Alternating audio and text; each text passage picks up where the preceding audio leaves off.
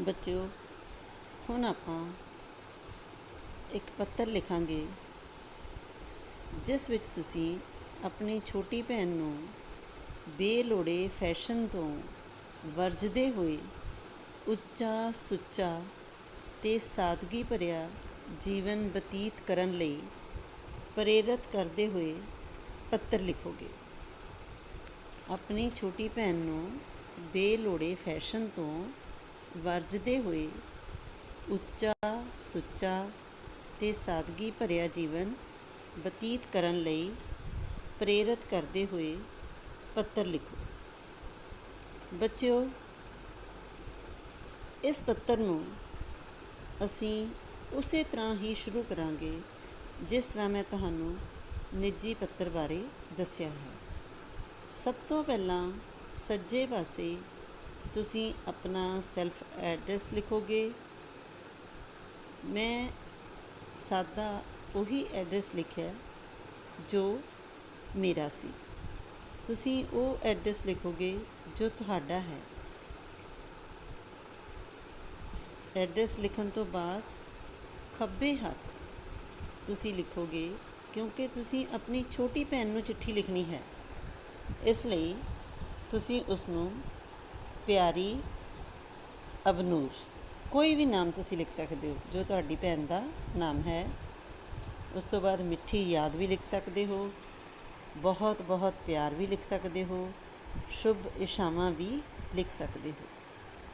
ਉਸ ਤੋਂ ਬਾਅਦ ਬੱਚਿਓ, ਅਸੀਂ ਇਹ ਚਿੱਠੀ ਨੂੰ ਬੜੇ ਹੀ ਰੌਚਕ ਢੰਗ ਦੇ ਨਾਲ ਸ਼ੁਰੂ ਕਰਾਂਗੇ। ਇਸ ਚਿੱਠੀ ਦੇ ਵਿੱਚ ਤੁਸੀਂ ਆਪਣੀ ਭੈਣ ਨੂੰ ਬੇਲੋੜੇ ਫੈਸ਼ਨ ਤੋਂ ਵਰਜਣਾ ਹੈ, ਭਾਵ ਉਹਨੂੰ ਮਨਾ ਕਰਨਾ ਹੈ, ਉਸਨੂੰ ਦੱਸਣਾ ਹੈ ਕਿ ਜੋ ਬੇਲੋੜਾ ਫੈਸ਼ਨ ਹੈ ਉਹ ਵਧੀਆ ਨਹੀਂ ਅਤੇ ਜਿਹੜਾ ਸਾਦਗੀ ਭਰਿਆ ਜੀਵਨ ਹੈ ਉਹ ਵਧੀਆ ਹੁੰਦਾ ਹੈ। ਸੋ ਇਸ ਚਿੱਠੀ ਨੂੰ ਤੁਸੀਂ ਬੜੀ ਸਹਿਜ ਸੋਹਣੇ ਢੰਗ ਦੇ ਨਾਲ ਅਤੇ ਬੜੇ ਹੀ ਕੋਮਲ ਢੰਗ ਦੇ ਨਾਲ ਉਹਨੂੰ ਸਮਝਾਓਗੇ ਕਿ ਬੇਲੋੜਾ ਫੈਸ਼ਨ ਹੈ ਜਿਹੜਾ ਉਹ ਵਧੀਆ ਨਹੀਂ। ਉਦਾਹਰਨ ਦੇ ਕੇ, ਕੋਈ ਨਾ ਕੋਈ ਮੁਹਾਵਰਾ ਵਿੱਚ ਪਾ ਕੇ, ਜਿਸ ਨਾਲ ਬੱਚੇ ਨੂੰ ਪੂਰੀ ਇਸ ਤੁਹਾਡੀਆਂ ਗੱਲਾਂ ਦੀ ਸਮਝ ਲੱਗ ਜਾਵੇ ਅਤੇ ਉਹਨੂੰ ਇਸ ਤਰ੍ਹਾਂ ਵੀ ਮਹਿਸੂਸ ਨਾ ਹੋਵੇ ਕਿ ਉਸ 'ਤੇ ਕੋਈ ਦਬਾਅ ਪੈ ਰਿਹਾ ਹੈ। ਸੋ ਤੁਸੀਂ ਉਹਦੇ ਵਿੱਚ ਲਿਖੋਗੇ ਕਿ ਮੈਨੂੰ ਪਿਤਾ ਜੀ ਦਾ ਕੱਲ੍ਹ ਪੱਤਰ ਮਿਲਿਆ, ਉਹਨਾਂ ਨੇ ਸਿੱਧੇ ਤੌਰ 'ਤੇ ਤਾਂ ਤੇਰੀ ਕੋਈ ਸ਼ਿਕਾਇਤ ਨਹੀਂ ਕੀਤੀ, ਪਰ ਉਹਨਾਂ ਦੀਆਂ ਗੱਲਾਂ ਤੋਂ ਲੱਗਦਾ ਸੀ ਕਿ ਜਿਵੇਂ ਉਹ ਤੇਰੇ ਨਾਲ ਗੁੱਸੇ ਹਨ, ਅਤੇ ਤੇਰੀ ਸੰਗਤ ਵੀ ਉਹਨਾਂ ਨੂੰ ਕੋਈ ਜ਼ਿਆਦਾ ਪਸੰਦ ਨਹੀਂ ਆਈ, ਕਿਉਂਕਿ ਜੋ ਲੜਕੀਆਂ ਘਰ ਆਉਂਦੀਆਂ, ਤੇਰੀਆਂ ਸਹੇਲੀਆਂ ਘਰ ਆਉਂਦੀਆਂ, ਉਹਨਾਂ ਦਾ ਰਹਿਣ ਸਹਿਣ, ਬੋਲ ਚਾਲ, ਉਹਨਾਂ ਦਾ ਪਹਿਰਾਵਾ ਉਹਨਾਂ ਨੂੰ ਪਸੰਦ ਨਹੀਂ, ਅਤੇ ਉਹਨਾਂ ਨੂੰ ਲੱਗਦਾ ਹੈ ਕਿ ਤੂੰ ਵੀ ਉਹਨਾਂ ਦੀ ਰੀਸ ਕਰਦੀ ਹੈ, ਜਾਂ ਸਾਰਾ ਦਿਨ TV 'ਤੇ ਬੈਠੇ ਰਹਿਣਾ, ਮੋਬਾਇਲ ਦੇਖਦੇ ਰਹਿਣਾ, ਮੋਬਾਇਲ 'ਤੇ ਹੀਰੋ ਹੀਰੋਇਨ ਦੀਆਂ ਤਸਵੀਰਾਂ ਦੇਖਣੀਆਂ, ਉਹਨਾਂ ਦੇ ਵਾਂਗ ਹੀ ਫੈਸ਼ਨ ਕਰਨ ਦਾ ਸੋਚਣਾ, ਭੱਦੇ ਬੇਢਵੇ ਕੱਪੜੇ ਪਾਉਣੇ ਜਾਂ ਵਾਲਾਂ ਦੇ ਪੁੱਠੇ ਸਿੱਧੇ ਤਰੀਕੇ ਦੇ ਨਾਲ ਵਾਲਾਂ ਨੂੰ ਬਣਾਉਣਾ, ਇਹ ਸਭ ਉਹਨਾਂ ਨੂੰ ਪਸੰਦ ਨਹੀਂ। ਮੇਕਅਪ ਕਰਨਾ, ਕਿਉਂਕਿ ਤੈਨੂੰ ਪਤਾ ਹੈ ਕਿ ਅਸੀਂ ਬੜੇ ਸਧਾਰਨ ਅਤੇ ਮਰਿਆਦਾ ਭਰਪੂਰ ਭਰੇ ਹੋਏ ਪਰਿਵਾਰ ਦੇ ਵਿੱਚੋਂ ਹਾਂ,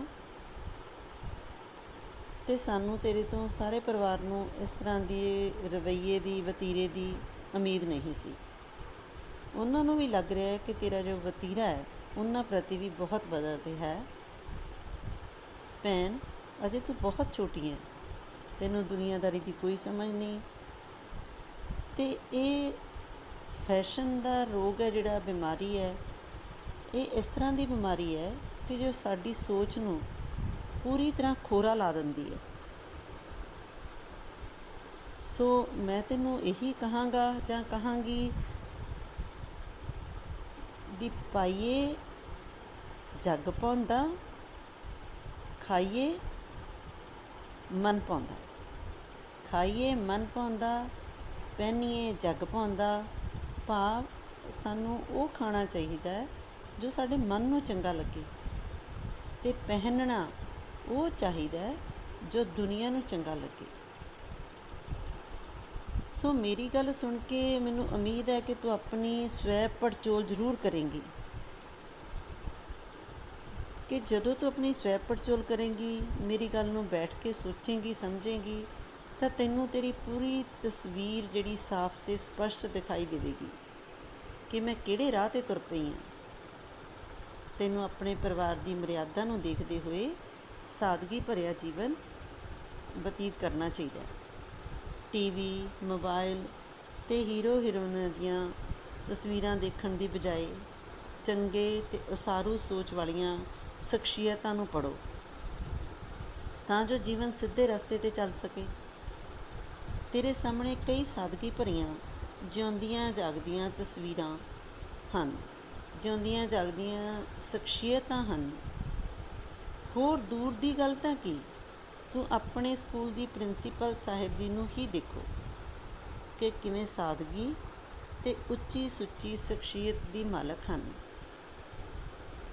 ਉਹ ਤੇਰੇ ਲਈ ਹੀ ਸਭ ਤੋਂ ਵੱਡੀ ਉਦਾਹਰਨ ਹਨ। ਬਿਨਾਂ ਮੇਕਅਪ ਕੀਤੇ ਉਹਨਾਂ ਦੇ ਮੁਖੜੇ 'ਤੇ ਰੱਬੀ ਨੂਰ ਹੈ। ਸਾਦਾ ਪਹਿਨਣਾ, ਸਾਦਾ ਜੀਵਨ ਉਹਨਾਂ ਦੇ ਜੀਵਨ ਦਾ ਇੱਕ ਹਿੱਸਾ ਹੈ। ਸੋ ਮੇਰੀ ਸਲਾਹ 'ਤੇ ਗੌਰ ਕਰੇਂਗੀ ਅਤੇ ਮਾਤਾ ਜੀ ਅਤੇ ਪਿਤਾ ਜੀ ਦੀ ਪਰੇਸ਼ਾਨੀ ਨੂੰ ਸਮਝੇਂਗੀ।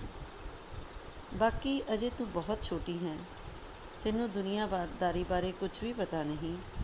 ਸੋ ਫੈਸ਼ਨ ਦੀ ਦੁਨੀਆ ਤੋਂ ਦੂਰ ਰਹਿਣ ਵਿੱਚ ਹੀ ਭਲਾਈ ਹੈ।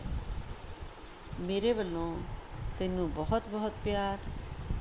ਮਾਤਾ ਜੀ ਅਤੇ ਪਿਤਾ ਜੀ ਨੂੰ ਸਤਿ ਸ੍ਰੀ ਅਕਾਲ। ਫਿਰ ਬੱਚਿਓ, ਜੇ ਤੁਸੀਂ ਉਹਦੇ ਵੱਡੇ ਭਰਾ ਹੋ, ਜੇ ਤਾਂ ਲੜਕਾ ਲਿਖ ਰਿਹਾ ਹੈ ਤਾਂ ਫਿਰ ਤੁਸੀਂ ਲਿਖੋਗੇ ਤੇਰਾ ਵੱਡਾ ਵੀਰ, ਅਤੇ ਜੇ ਲੜਕੀ ਲਿਖ ਰਹੀ ਹੈ ਤਾਂ ਫਿਰ ਤੁਸੀਂ ਲਿਖੋਗੇ ਤੇਰੀ ਵੱਡੀ ਭੈਣ। ਚਿੱਠੀ ਖਤਮ ਕਰਨ ਤੋਂ ਬਾਅਦ ਤੁਸੀਂ ਖੱਬੇ ਹੱਥ ਇੱਕ ਖਾਨਾ ਬਣਾਓਗੇ, ਉਸ ਦੇ ਵਿੱਚ ਤੁਸੀਂ ਉਹ ਨਾਮ ਲਿਖੋਗੇ ਜਿੱਥੇ ਤੁਸੀਂ ਚਿੱਠੀ ਭੇਜਣੀ ਹੈ। ਮੁਹੱਲੇ ਦਾ ਨਾਮ, ਸ਼ਹਿਰ ਦਾ ਨਾਮ ਅਤੇ ਅੱਗੇ ਪਿੰਨ ਕੋਡ। ਧੰਨਵਾਦ।